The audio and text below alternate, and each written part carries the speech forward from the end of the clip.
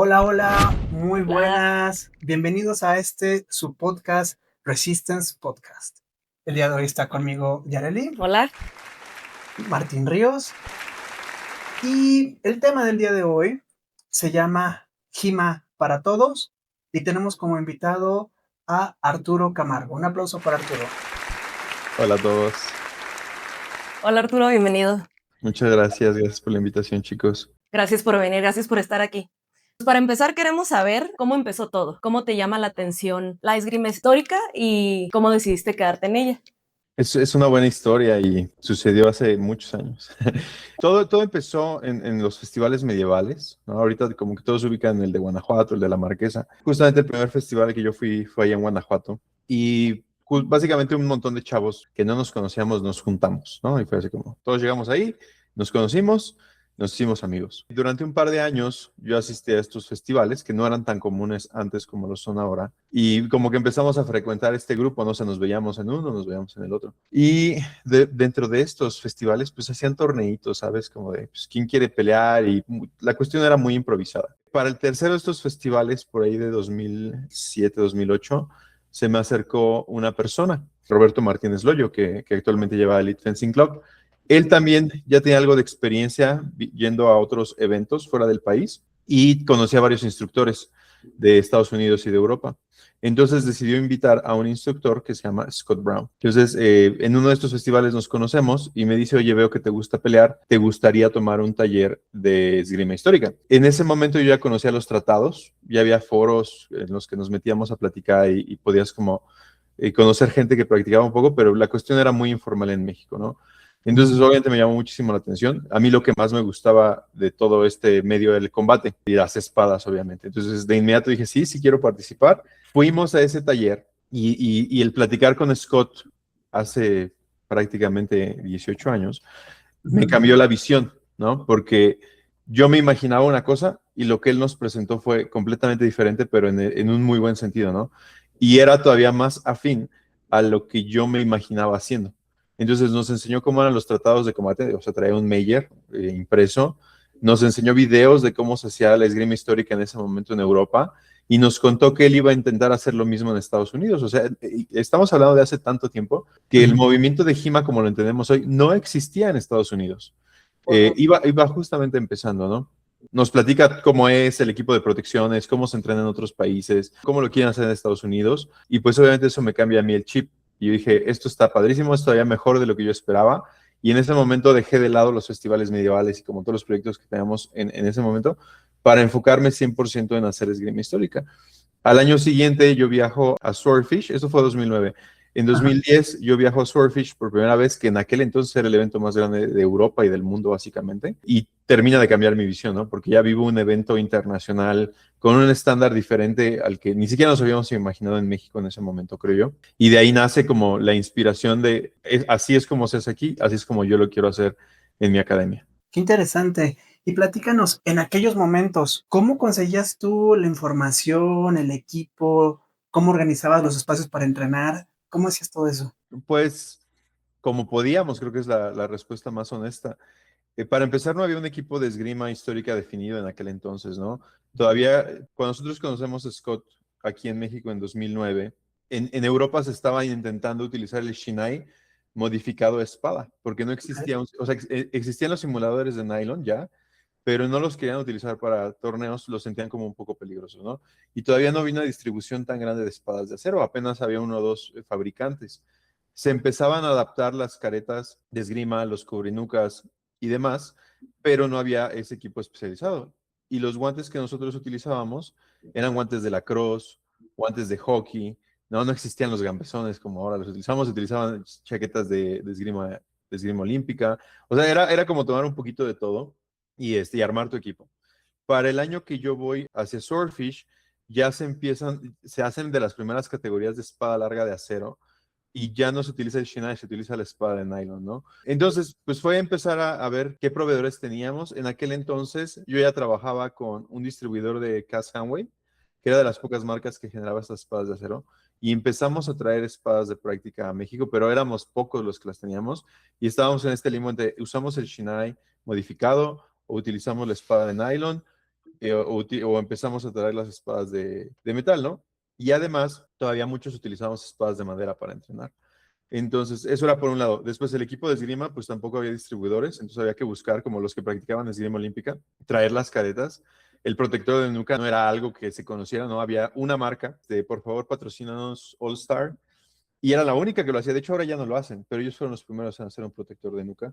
Y pues ya, o sea, fue como empezar a tomar un poquito de todo, empezar a improvisar un poco, y con los años, pues ya se formalizaron las marcas y el equipo especializado para Hima, pero en ese momento era como traer lo que podíamos de Estados Unidos, guantes de hockey, caretas de esgrima y coderas, rodilleras de lo que fuera. Wow, qué interesante este recorrido histórico. Y pues también para saber un poquito la historia, ¿cómo nace Krieger MX? Son 3 etapas las que yo puedo distinguir de Krieger, quizás 4, ¿no? La primera etapa es los festivales medievales. Ok. Justo en esa primera etapa éramos un grupo de amigos y en 2008 dijimos, vamos a formalizar esto. Ya nos habíamos reunido por un par de años, pero no le habíamos dado un nombre. Entonces, cuando ya empiezo a enfocarme un poco más en la esgrima, decidimos que este proyecto grande que englobaba como un poco de recreación histórica, un poco de combate y un poco de arte, porque también llegamos a hacer algunas cosas locas, tiro con arco y demás, lo íbamos a dividir como en distintas divisiones, una de combate, una de arte, y etcétera, ¿no? Entonces, la división de combate la nombramos Krieger Escola, que quiere decir Escuela de Guerreros. Y poquito tiempo después es esto que les platico, que me empiezo a enfocar 100% en el combate. Entonces, de toda esa idea que teníamos, la única que dejamos viva fue Krieger. Empezamos a entrenar como un grupo de amigos en un parque y el proyecto empezó a crecer, 100% enfocado en la esgrima histórica. La segunda etapa viene probablemente cerca de la pandemia. Ya habíamos empezado a expandirnos, ya teníamos la sucursal en Ensenada, ya habíamos comenzado a trabajar en Ciudad de México y de hecho experimentamos, por muy poco tiempo existió una sucursal en Tampico también, pero ya habíamos tenido esta etapa de expansión de la parte de combate. Poco tiempo después suceden 2 cosas. Primero, se acercan mis compañeros de Jedi Knight Academy a hablar con nosotros. Oye, queremos que se sumen al proyecto de lightsabers. Y la verdad es que a mí no me llamó la atención. O sea, me gusta mucho lightsaber, mucho, mucho Star Wars. Pero yo dije, no, o sea, no empata con lo que yo busco crear, ¿no? Y al mismo tiempo, por ahí se va dando la pandemia. Y entonces sucede que varios de los Krieger nos reuníamos para jugar, ¿no? Y pasábamos 2, 3 horas conectados jugando videojuegos, y entonces viene esta loca idea de vamos a hacer algo enfocado a videojuegos, porque es algo que sí nos gusta mucho y es algo que sí vemos creciendo, ¿no? Entonces teníamos que darle un nombre, y pues a Krieger Escola nunca le decimos Krieger Escola, es un nombre muy largo. Siempre nos hemos referido como Krieger, ¿no? Entonces decimos, bueno, vamos a crear Krieger Esports. Y entonces empezamos a generar como algunos proyectos y como una nueva identidad de videojuegos. Y básicamente en esa etapa, más o menos de la pandemia, como 2020, empezamos a hacer como pequeñas divisiones de Krieger que hacen otras cosas, ¿no? Empezamos a generar más contenido, empezamos a jugar videojuegos, y justamente por ahí de 2021 cambia un poco mi enfoque, me siento a platicar con Ulises y con Gabo, y es como, ok, vamos a darle una oportunidad al combate con sables de luz, y entonces nace Krieger Jedi Knight Academy. Y entonces decimos, ahora son demasiados Kriegers, ¿no? Y era chistoso porque entrábamos como, yo como admin de Krieger en Facebook y en Instagram, y era como, ¿cuál de todos los Kriegers quieres abrir, no? Porque ya tenemos Krieger Training Gear, que es la marca que fue la primera Krieger, ¿no? Después de Krieger Escola, la marca que se dedica a traer equipo deportivo y distribuir todo lo que tiene que ver con equipos de esgrima histórica. Entonces eran como un montón de Kriegers, y dijimos, bueno, esto también ya se vuelve como una locura, ¿no? Entonces decidimos reagruparlo todo bajo una misma marca, que ahora justamente reconocemos como Krieger MX. Renombramos algunas de las páginas, la página web es krieger.mx, el canal de YouTube es Krieger MX, como para tratar de esa diversificación, no perder el control sobre lo que estábamos haciendo. Y así, básicamente, ¿no? O sea, podemos decir, esgrima histórica, equipo deportivo que importamos, la parte de esports y la parte de lightsabers. Ok, y todo bajo el nombre de Krieger MX. Qué interesante cómo estos pasos fueron evolucionando en estas 3 etapas. Y regresando un poquito a la parte solo de combate. Arturo, ¿cuáles son para ti las características de un buen instructor de HIMA? Es una gran pregunta. Si no me recuerdo, tengo un video en el que hablé de eso en el canal de YouTube justamente, pero creo que debemos tener un balance entre varias cosas, ¿no? Lo primero es que yo creo que quizás no es necesario que un gran instructor sea un gran peleador, y eso es algo que vemos en muchos deportes, ¿no? Porque a veces nos confundimos y decimos, es que es un gran campeón, entonces debe ser un buen maestro, y no siempre es el caso. A veces solo es un gran atleta. Y hay veces que es al revés, es un gran maestro, pero a veces no lo vemos reflejado en el ámbito competitivo y decimos, nunca compite, nunca ha ganado antes, quizás no sea tan buen maestro. Creo que eso es un error, asumirlo de esa manera. Sin embargo, creo que no puedes enseñar algo que no has hecho. Entonces, desde mi perspectiva, sí es importante que el instructor sea competente en el combate, ¿no? No tiene que ser un supercampeón, pero sí tiene que ser competente. A mucha gente no le gusta verlo de esa manera, pero en el momento actual que vivimos, la esgrima histórica es un deporte, o al menos tiene un área competitiva. Claro. Si no la queremos abordar, si no es nuestra visión de cómo se tiene que hacer, es aceptable, pero no dejas de tener la necesidad de combatir, ¿no? Es como decir que practicas tiro con arco y nunca tiras el arco, ¿no? Ujú. Entonces, creo que debe ser competente en el combate. Y la segunda parte es que también debe ser apegado a las fuentes. Y este es el balance más importante y quizás de las cosas más bonitas que tiene la esgrima histórica. Porque, pues sí, también puede ser muy bueno peleando y no tener ninguna base histórica. Entonces eres un buen peleador, pero no eres un esgrimista histórico, ¿no? Entonces creo que debe ser un estudio cuidadoso de las fuentes para tener ese balance entre la parte histórica y marcial de lo que practicamos con la parte deportiva y la aplicación misma del combate, ¿no? Y luego creo que hay dos cosas que obviamos a veces, no solo en la esgrima histórica, sino en el deporte en general, y Ajá. es que debe haber una formación detrás, ¿no? Porque entrenar no solo es llegar y decir, estas son las técnicas y ya tomé a lo mejor un seminario, clases, lo que tú quieras, incluso una certificación, porque el entrenamiento va más allá de solo la técnica. Entonces creo que los que tenemos tiempo haciendo esto, que además a lo mejor nos dedicamos a otras artes didácticas, Ujú. sabemos que al alumno se le tiene que abordar desde la parte psicológica, no, no eres psicólogo, pero al menos debes entender cómo funciona y cómo piensa y cómo siente tu alumno. Y del otro lado, también está la parte física. Nosotros practicamos un arte marcial y una actividad física. Entonces, para mí no cabe que un instructor de un deporte, un arte marcial, no tenga una preparación en el trabajo físico. Ujú. Tristemente es algo que vemos mucho, no solo en la esgrima y no solo en el combate con sables de luz, sino lo he visto en otros deportes y chicos que no saben hacer bien una postura, que no pueden hacer una sentadilla, que no pueden hacer una lagartija, Sí. o peor aún, que creen que la pueden hacer y sus instructores no los corrigen. Y la razón por la cual no los corrigen es porque no tienen idea de cómo corregirlos, porque no tienen idea de cómo llevar una preparación física. Alumnos que tienen mucho tiempo atorados en la misma técnica o en el mismo estilo o en lo que tú quieras, simplemente porque no hay como ese conocimiento de cómo hacer una progresión. Entonces, creo que esa preparación es algo no deseable, sino muy importante que tengan los instructores y que a veces obviamos porque decimos, pues, yo me voy a practicar esgrima. Y es como, sí, pero tu principal herramienta en cualquier arte marcial, en cualquier deporte, en cualquier actividad física es tu cuerpo.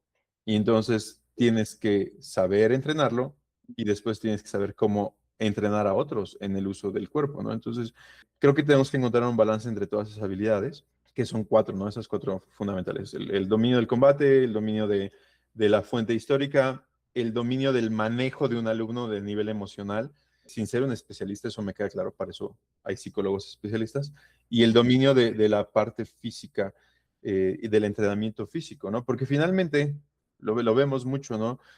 No hacen bien una postura, a largo plazo se están lesionando, o tenemos alumnos que recurrentemente se lesionan, y la única razón es porque no están haciendo las cosas bien, y son cosas que no son complejas, pero que sí requieren estudio. Se me hace muy interesante escuchar esto de ti porque aparte de esgrimista eres profesor universitario, entonces ver un poquito como esta visión de maestro en todos los sentidos, ¿no? Fíjate que es algo que, o sea, no sé, una cosa me llevó a la otra y no específicamente, es como que fue primero el huevo o la gallina. Ujú. Obviamente empecé como entrenador de esgrima, pero mi desarrollo desde hace muchos años ha sido también desde la universidad, ¿no? Y la universidad incluso me ha dado muchas herramientas que puedo aplicar en el entrenamiento. Entonces sí, creo que tenemos que llevar esa visión holística con los alumnos y cada uno de nosotros tiene diferentes fortalezas. Hay cosas que unos hacen mejor que otros, pero creo que es importante que siempre toquemos esas cuatro áreas. Ahora, hablando un poquito de la parte competitiva del deporte, para quienes no lo han escuchado, ¿qué es FETSCHUL? ¿De qué es este evento? Explícanos un poquito. Ok, FECSHUL MX, que es como lo acabamos de renombrar hace un par de años, es uno de los eventos de esgrima histórica más grandes, yo no diría de México, sino de toda Latinoamérica. Ujú, sí, seguramente. Y justamente nació de cómo me enamoré yo de este deporte en Swordfish, ¿no? Como les digo, yo llegué hace más de 15 años a Swordfish y dije, wow, esto es increíble. O sea, esto es como Disney para nosotros, ¿no? Porque esto es algo que a mí me pasó. En ese tiempo estamos hablando del nacimiento de los influencers y de YouTube y de lo que ahora ya vivimos como una normalidad, ¿no? Ujú. Entonces, había algunos grupos de esgrima histórica en ese tiempo que grababan videos. Eran dos que además grababan videos increíbles, sobre todo considerando la época. El primero era Martín Fabián y el Ujú. segundo era Anton Kohutovic, ¿no? Y entonces yo empecé a ver sus videos poco antes de ir a Surfish. Yo decía, es que esto es increíble, o sea, está padrísimo como lo hacen y la velocidad a la que se mueven. Y entonces, ¿qué me pasa a mí? Llego a Swordfish y los veo en persona, ¿no? Y Martin tiene historias graciosas de cómo nos conocimos y de cómo me vio en aquel primer encuentro, Scott Brown también, que no paraba de hacer preguntas, ¿no? Y como que todo me maravillaba. Y esa es la realidad, así era yo, o sea, era un niño conociendo a las estrellas, ¿no? Este, y bueno, entonces yo regreso y digo, eso que yo acabo de vivir, quiero que exista en México. Y ahí sí, con toda seguridad les puedo decir que eso no existía ni en México ni en Latinoamérica, ¿no? Como les decía, o sea, 2010 fue el primer año en el que FECSHUL América, que era el primer evento que se hacía de ese estilo en Estados Unidos, se había hecho. Ujú. Entonces, en Estados Unidos, Scott Brown dijo lo mismo, quiero traer este concepto hacia Estados Unidos. Había un concepto similar a lo que ahora es CombatCon o lo que era CombatCon, que se Sí. está en Canadá, pero no existía algo en Estados Unidos, ¿no? Entonces, yo regreso y digo, eso que acabo de vivir, yo quiero tenerlo en México. Y además había otra cosa que yo entendía, que a lo mejor no todas las personas en México iban a tener la posibilidad de viajar a Europa y tener esta experiencia. Y lo que yo quise hacer es generar esa experiencia para que toda nuestra comunidad pudiera vivirla aquí en México, ¿no? Entonces creamos en ese momento Encuentro de Artes Marciales Europeas, ahora FECSHUL MX, y el concepto era muy sencillo. Eran dos cosas que queríamos lograr.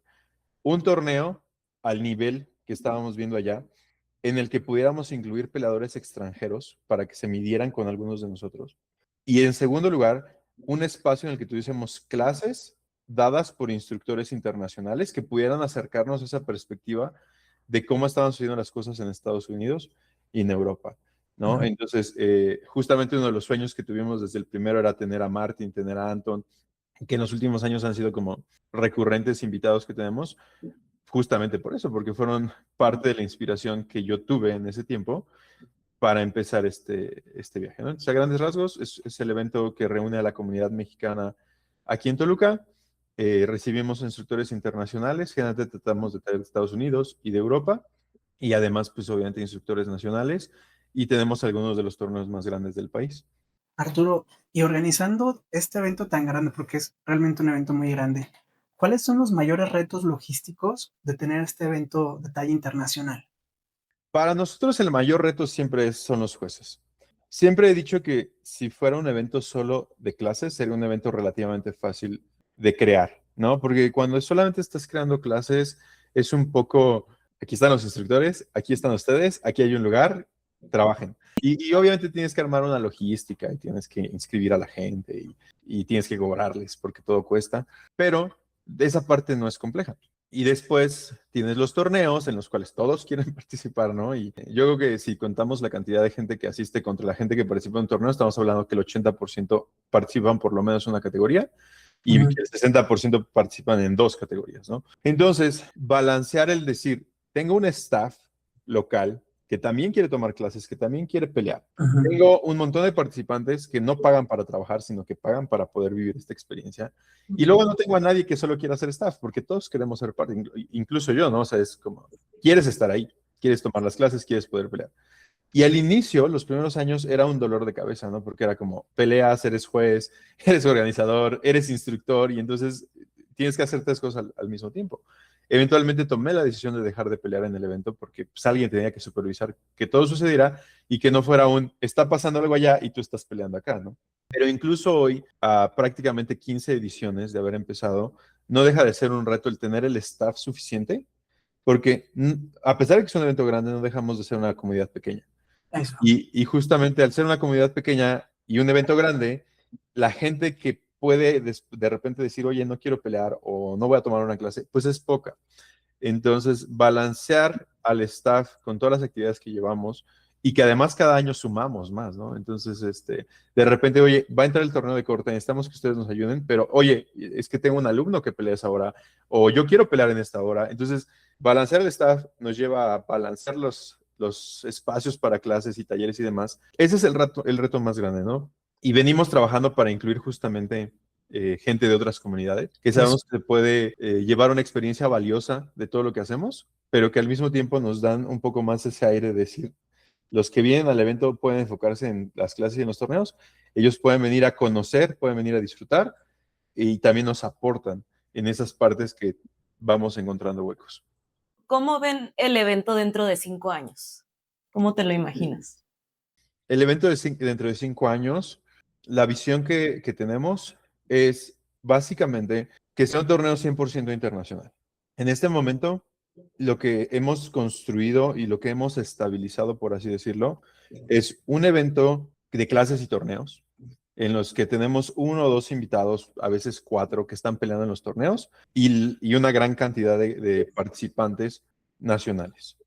Pero nuestra visión para los siguientes años, es algo que venimos trabajando desde hace un par de años, es empezar a traer más gente de la comunidad internacional a pelear, ¿no?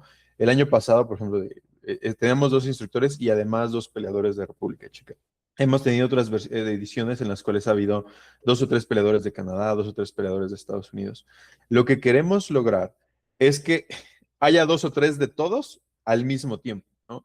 Y entonces tendrás a muchos de nosotros mexicanos, pero que vas a tener 2 americanos, 3 o 4 canadienses, 2 eslovacos, 3 checos, no sé, o sea, de donde nos quieran visitar. Esa es como la parte competitiva, porque creemos que ese es el salto que ahora nos hace falta dar y que es parte de la visión desde el inicio, poder atraer más gente de fuera y que ese roce no solo sea con los instructores, sino que sea incluso con alumnos de ellos, ¿no? Y que además ellos se sientan como motivados a venir a México. Generalmente la experiencia de nuestros instructores es muy buena, ¿no? Les gusta mucho venir al país, les gusta mucho conocer a la comunidad y obviamente no es fácil viajar desde Europa hacia México, como no es fácil ir de México a Europa, ¿no? Claro. Incluso estamos trabajando con la comunidad japonesa, que es muy pequeña, pero queremos que vengan, ¿no? Y estamos empezando a voltear a ver hacia el sudeste asiático y los filipinos, incluso los chinos, ¿no? Y estamos en medio, que es una gran ventaja, o sea, estamos entre Asia y Europa, entonces nuestra visión es trabajar los siguientes 3 años para que esa participación internacional crezca. Y después, en cuanto a las clases, también estamos volteando a ver nuevas opciones en cuanto a lo que podemos ofrecer. Durante muchos años nos enfocamos mucho en la espada larga y en el sable y en la sidesword, porque son armas que la comunidad nos pedía y que mi visión era, tenemos que consolidarlas, ¿no? O sea, muchos grupos eran nuevos, muchos grupos estaban empezando y queríamos llevar como hasta cierto nivel el conocimiento general de la comunidad. Creo que al día de hoy, tener talleres de espada larga, muchos talleres de espada larga, es redundante, porque constantemente los tenemos, todos los eventos los tienen, ¿no? Y prácticamente todos practicamos espada larga. Y claro que siempre tenemos algo que aprender, pero creo que también hay muchas armas que no hemos explorado al 100 en nuestra comunidad y entonces empezamos a ver si traemos talleres de combate con armadura, si traemos la espada y broquel, si traemos nuevas variaciones de otras cosas. Entonces queremos que las clases se empiecen a expandir hacia otras armas que podemos ver dentro de la esgrima histórica y finalmente estamos trabajando mucho por la reintegración de la comunidad de combate histórico en México, ¿no? Sabemos que la lucha con armadura como lo hacen en HMB no es el mismo perfil que tenemos en la esgrima histórica, pero al mismo tiempo, pues somos gente golpeándonos con espadas, ¿no? Entonces, sí tenemos esta visión de seguir reintegrando tanto la comunidad de tiro con arco histórico o tradicional, como la comunidad de combate histórico con armadura, como los que hacemos esgrima histórica. Y de manera indirecta, pues obviamente también hemos ido integrando mucho a la comunidad de combate con lightsaber, ¿no?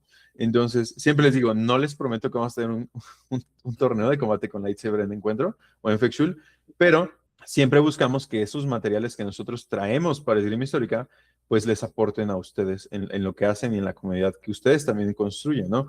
Ya hemos pasado por varios lugares en los que ustedes también están pasando, entonces creemos que hay mucho que aportar y finalmente, como les digo, creo que somos comunidades afines y finalmente el propósito principal de Factual es crear comunidad, ¿no? Entonces, pues las puertas están abiertas para todos y sí, o sea, en general soy un tanto ambicioso y queremos llevar y duplicar el tamaño del evento con participación internacional y con el crecimiento de nuestras comunidades. Wow, padrísimo. Del evento anterior que hubo, creo que también 2 eventos anteriores, se empezó a utilizar HIMA Score. ¿Nos puedes Sí. platicar más de eso? Sí, HIMA Scorecard es una aplicación que desarrolló Sean Franklin hace algunos años. De hecho, nosotros fuimos uno de los primeros eventos en usarlo por ahí de 2014, 2015. Muy honestamente, en ese tiempo me pareció muy compleja de utilizar y decidimos no seguir usándola. Ujú, Pero en el último nacional y en este FECSHUL ya la integramos porque ahora es muchísimo más amigable y más fácil de utilizar. Y ujú. además está conectada con varios puntos internacionales como el HIMA Ratings, ¿no? Y es como muy accesible para que todo el mundo vea lo que está pasando en México, ¿no? Es como ya no tienes que meterte a una página en Facebook, puedes entrar a ver los resultados directamente en el HIMA Scorecard. Y también hay ciertas cosas que hacíamos todavía de manera manual en FECSHUL que ya no tenemos que hacer de manera manual, sino que las hace en automático la aplicación.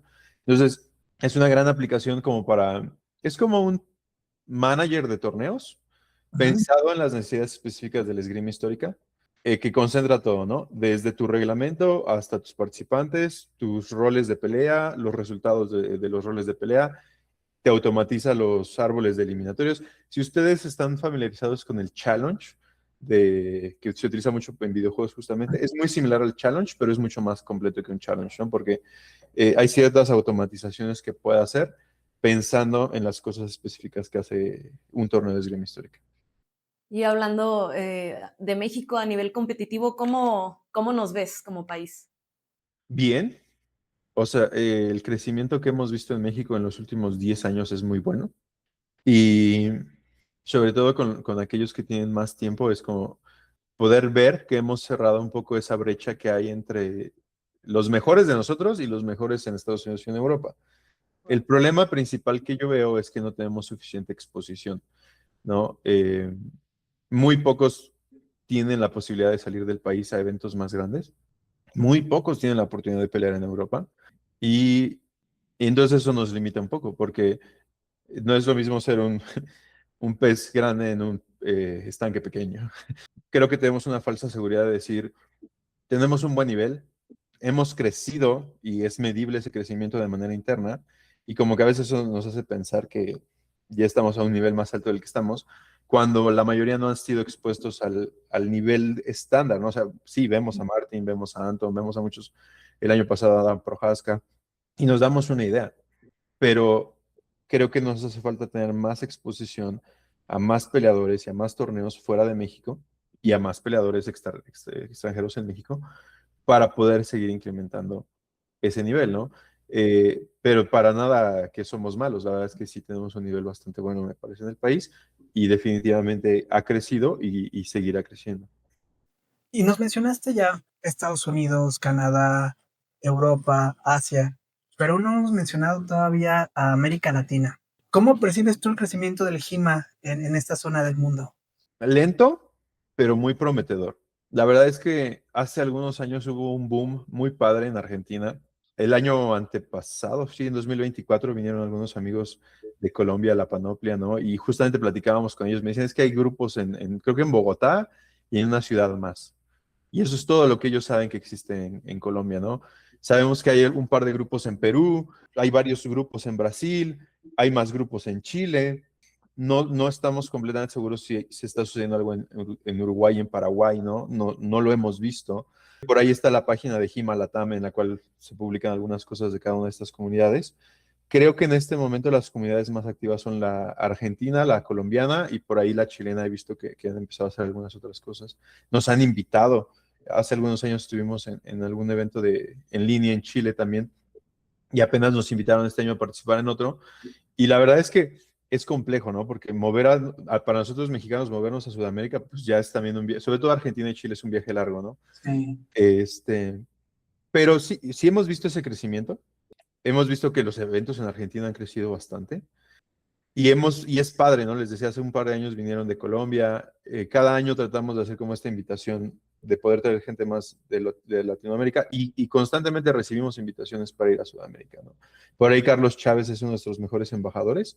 Por su trabajo de repente tiene que ir a Colombia, tiene que ir a Brasil y Argentina. Entonces como que ahí va haciendo mini visitas y saludando a los colegas que tenemos por allá, ¿no?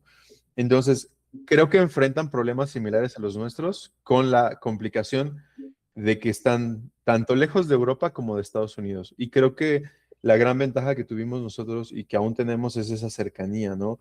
Los ajolotes pueden cruzar cada 8 días a San Diego si quieren, y en algún momento para nosotros no era tan difícil viajar a Houston, en Factual America, Purple Heart Open, ir a Las Vegas desde Ciudad de México a CombatCon, es relativamente sencillo. Pero hacer un viaje desde Centro y Sudamérica hacia Estados Unidos y hacia Europa es complicado, ¿no? Entonces creo que eso les está jugando un poquito en contra, pero como decía, creo que es muy esperanzador porque sabemos que existe, sabemos que están haciendo grandes esfuerzos para seguir creciendo y que esas comunidades siguen apareciendo y se siguen haciendo más grandes, ¿no? Entonces creo que tomará todavía un poquito de tiempo, pero la semilla ya está ahí y está dando buenos frutos. Y ahorita que ya está plantada esta semilla, ¿cómo ves a Latinoamérica en 10 años? Esa pregunta no sé si la puedo responder, ¿no? Me gustaría pensar que muchísimo más integrada en la comunidad internacional. Pues sí, o sea, que eso es lo que a mí me gustaría poder ver. La verdad es que tienen buenos exponentes en cada uno de estos países que les digo, y ellos están haciendo un gran esfuerzo para traer como sus comunidades más cercanas, a los chilenos con los argentinos, los colombianos y demás. Entonces yo esperaría ver esa integración. La verdad es que no lo puedo pronosticar porque mi conocimiento de la zona y además cuestiones geopolíticas y demás, pues quizás puedan dificultar o facilitar, ¿no?, esa integración, pero me gustaría pensar que sí, mucho más integrados a nuestras comunidades. Por aquí tengo el ruido que luego sale en el show. Saludos, Pop. Si luego escuchan ruidos por ahí, es este cochinito que anda por aquí con su cono. Con su conito de la vergüenza. Bueno, pasándonos al sable de luz, Arturo. Sí. Yo he estado notando que últimamente hay mucho trabajo de comunidad entre las personas que hacen Gima y las personas que hacen sable de luz. Y por ahí veo comentarios de sí, un día de estos nos animamos a pegarnos con lámparas y cosas así. ¿Por qué crees tú que se están involucrando cada vez más los practicantes de Gima en el combate con sable de luz? No quiero robarme el crédito, pero creo que es justamente por algo que platicábamos antes, porque hemos buscado generar estos espacios y creo que ha sido en ambos lados y eso es muy importante. Creo que hay una parte de ambas comunidades que tiene como un overlap importante y luego creo que hay dos extremos de ambas comunidades que quizás son enemigos naturales. Y creo que sería muy fácil, como esto ya nos pasó hace 10 años con el HMB, cuando el HMB empezó a nacer en México, justo sucedió esto, que esas dos partes que eran opuestas, como que se polarizaron. Ok. ¿No? Y lo que hemos trabajado con eventos en los últimos 4 años, más o menos en Factual, es volver a juntar a las partes que no están polarizadas, sino que de hecho podemos ver esa parte de comunión, ¿no? Y creo que con el lightsaber pasó lo opuesto.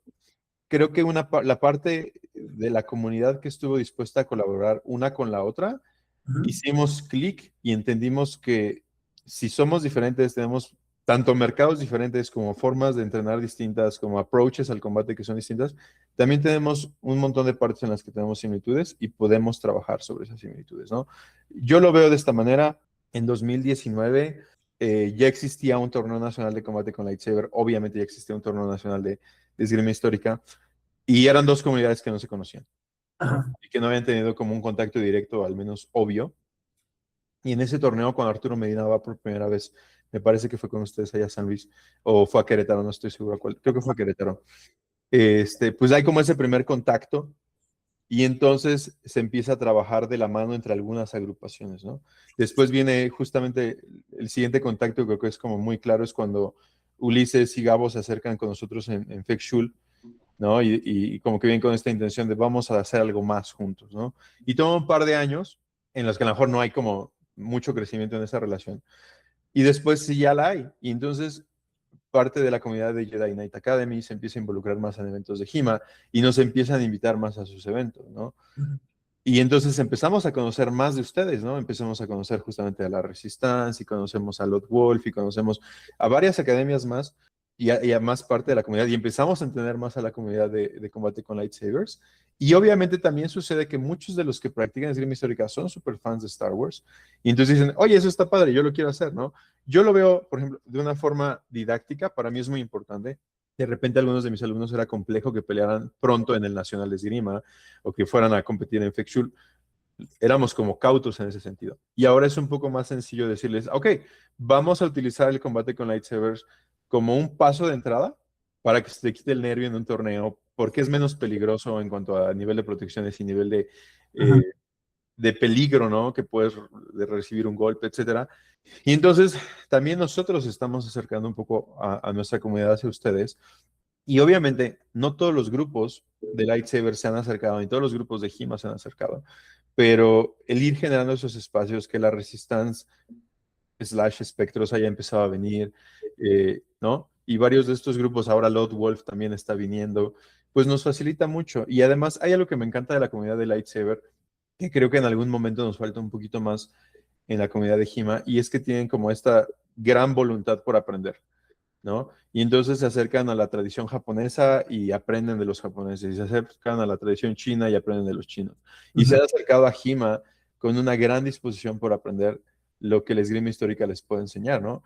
Y entonces creo que eso también ha facilitado mucho esta integración, porque vienen con la voluntad de aprender y además nos invitan a enseñarles, ¿no?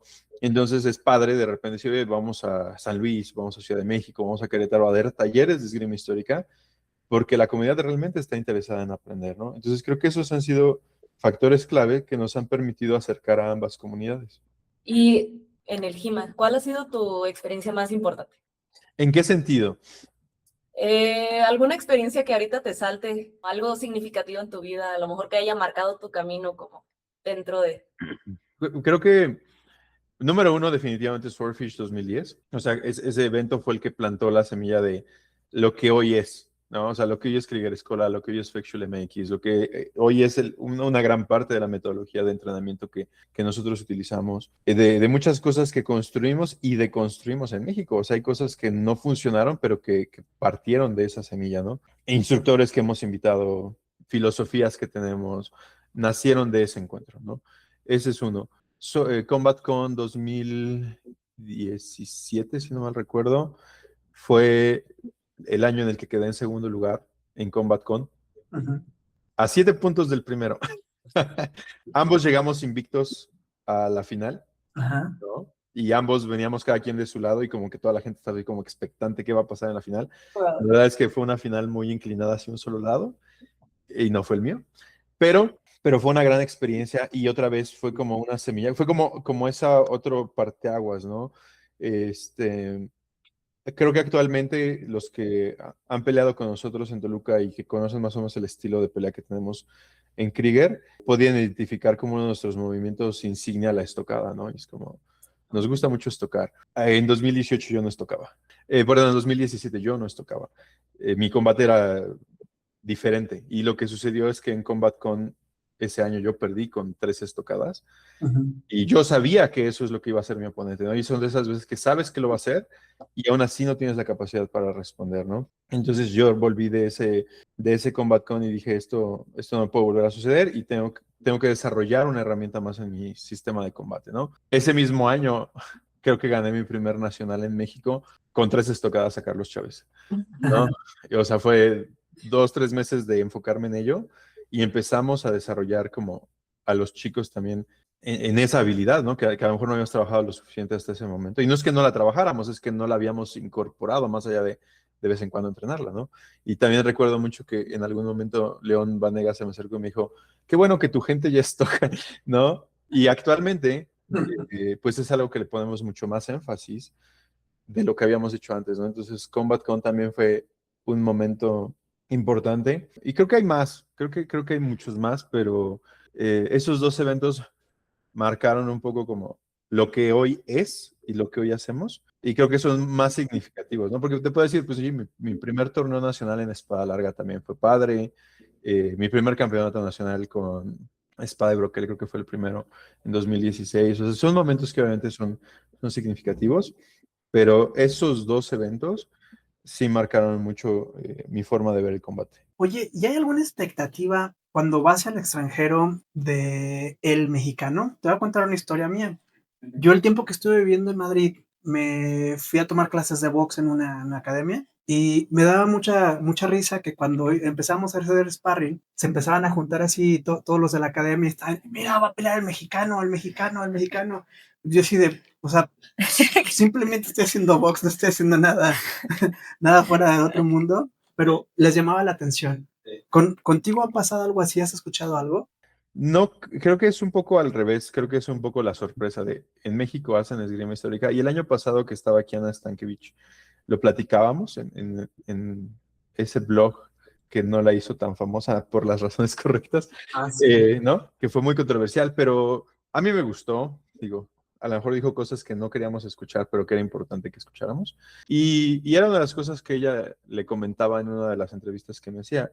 El mundo civilizado se sigue sorprendiendo cuando escuchan que en México se practica esgrima histórica, ¿no? Digo, hay veces que el americano se sorprende de que en México hay internet. Entonces, es como, en México tienes internet y autos, y es como, sí. Y pues a veces pasa eso, es como, ¿vienes de México? ¿A poco en México se practica la esgrima histórica, no? Creo que eso es lo que sucede más recurrentemente todavía, como, más que una expectativa, como una sorpresa. Pero luego también está padre que como hemos incrementado el nivel de combate y de experiencia que tenemos, de repente es como, además de que hacen esgrima histórica, lo hacen bien. Entonces, sí, nunca he visto como tanto esa expectativa, pero sí es una sorpresa agradable de parte de las audiencias al ver que lo hacemos de buena manera y que no somos como unos completos novatos. Y creo que ahora, por ejemplo, hay zonas como SoCal que ha empezado a verse más, ¿no? O sea, ya están habituados a ver mexicanos allá y ya están habituados que esos mexicanos empiezan a ganar torneos o empiezan a estar como en las finales. Entonces eso es bueno porque ya hay más exposición, ¿no? Sí, creo que esa es la experiencia más con el mexicano. Qué cool. Vamos a pasar ahora a una ronda rápida. Te vamos a decir una frase y nos vas a responder lo primero que te venga a la mente. ¿Espada larga o espada y broquel? Espada y broquel. Un tratado que sea indispensable. El Dresden de Ringek. Un instructor que te haya inspirado. Martín Fabián y Anton Kohutovic. Dos eventos internacionales que recomendarías asistir. Bojima en este momento y Tinhao. Una habilidad que todo practicante debería desarrollar. Control corporal. El error más común de los principiantes. Querer perial. Un libro que recomendarías. Básicamente cualquier traducción de un tratado. Creo que es importante que tengamos acercamiento. Yo sé que era como lo primero que te venga a la mente. Para mí fue el Meyer, fue uno de los primeros que leí, y alguna traducción de Ringek. Y después hay varios libros que hablan de la historia del combate y es algo que me apasiona mucho y que creo que es importante que conozcamos, ¿no? The Martial Ethic in Medieval Germany, si no mal recuerdo se llama, es un libro muy caro, es bien difícil de conseguir, pero ese libro habla del contexto social en el que la esgrima histórica se desarrolló en la Alemania medieval, ¿no? Te puede explicar cosas, por ejemplo, por qué hay como mucha esta burla, sobre todo en Estados Unidos y en Europa, de que, por ejemplo, Meyer no estoca y que los alemanes no estocan. Eso no es real, o sea, el 80% de los tratados alemanes dicen que estoques, de hecho Meyer es de los pocos que dice que no lo hagas. Pero cuando lees este libro entiendes como, ¿por qué? Una historia rapidísima. Si tener duelos en la Alemania medieval, en el Sacro Imperio Germánico, era legal y lo podías tener casi por cualquier cosa.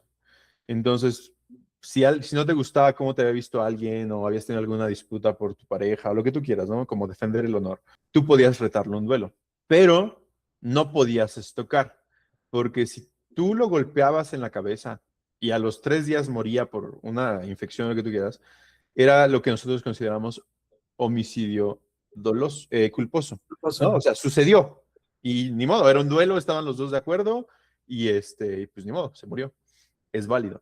Pero estocar a tu oponente en un duelo entre civiles era asesinato doloso, porque obviamente la posibilidad de estocar y matar al otro es muchísimo más alta, Sí. ¿no? Era mucho más difícil tratar una estocada que un corte, a la fecha sigue siendo, ¿no? Entonces, como entender todo este contexto social es importante porque va más allá de, es que los alemanes no estocan. Entonces es un gran libro, es un libro muy grande, les digo, no es tan fácil de conseguir, es relativamente caro, pero ese tipo de libros creo que son súper importantes para que entendamos de dónde viene lo que hacemos. Ok, muy interesante. Y Arturo, con esto terminamos el episodio de hoy. Gima para todos. Te agradecemos muchísimo que hayas estado con nosotros. No sé si tengas algún último comentario. No, pues primero que nada, muchísimas gracias por la invitación. Siempre es padre poder compartir con nuevas comunidades lo que hacemos. Me gustaría hacer dos invitaciones a quienes nos estén escuchando. La primera invitación es participen en Factual MX el siguiente año. Estamos por decidir cuál será la fecha, pero si siguen la página que es justamente Factual MX en Facebook, podrán encontrar la información pronto. Seguramente para julio tendremos como fechas y demás, instructores invitados, etcétera. Como les decía, buscamos que sea un lugar para hacer comunidad, para que podamos convivir y todas las comunidades son bienvenidas, ¿no? La gente que hace lightsaber, la gente que hace combate con armadura, la gente que hace esgrima, los que hacen tiro con arco tradicional. Estamos tratando de incorporar más competencias de corte, entonces hay un poco para todos y esperamos poder verlos ahí.